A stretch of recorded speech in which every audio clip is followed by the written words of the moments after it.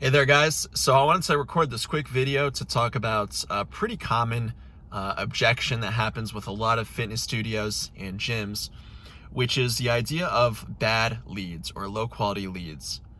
And the reason why I titled this video the low quality lead myth is because in 9 times out of 10 it actually is quite a myth, and let's talk about why.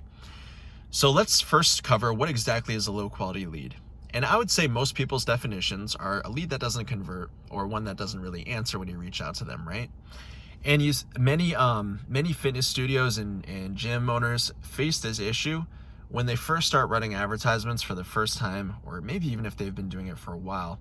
And the reason why is because up until this point, they've built their business primarily on referrals, word of mouth, these types of organic methods.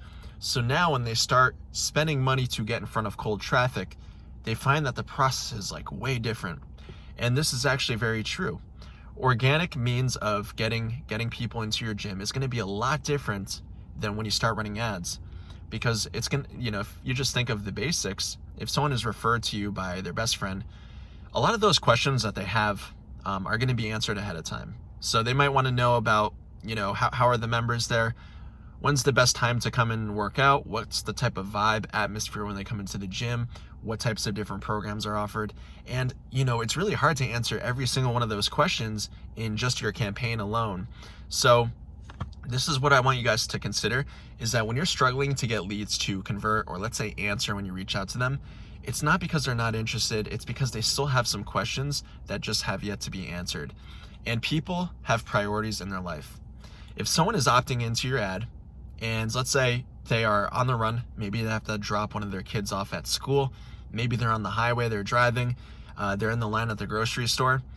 I hate to say it, but your gym or fitness studio is not their first priority. They might be interested, but what's a bigger priority for them in that moment is to, secure checking out their food or picking up their daughter or what have you.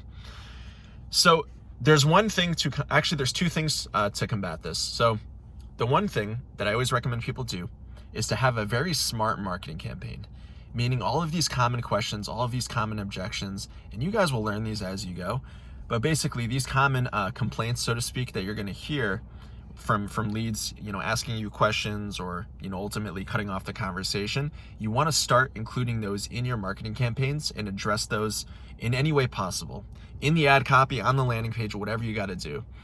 Now, if that's not an option, or maybe you're doing that but you're still running into this issue, the one last thing that I would recommend is having a strong back-end follow-up strategy. So something that's going to nurture your leads long-term, a process that involves both text message, email, calling them several times. Trust me, guys, you're much less likely to over call a lead or over follow up with them than you are to under follow up with them, which is probably what 99.9% of businesses do.